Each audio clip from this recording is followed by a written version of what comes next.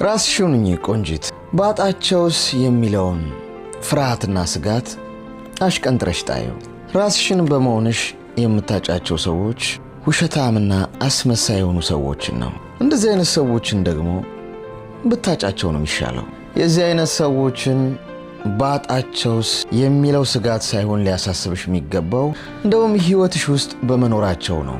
ስጋት ሊገባሽ የሚያስፈልገው የምትኖሪው አንድ ህይወት ነው። ከኖርሽ ራስሽን ሆነሽና መስለሽ ኑሪ። ራስሽን በመሆንሽ የምታጨው ምንም ነገር የለም። የምታገኘው ነገር ግን አለ።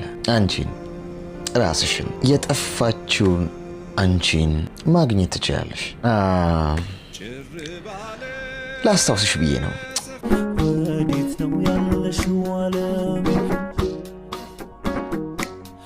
የት ነሽ?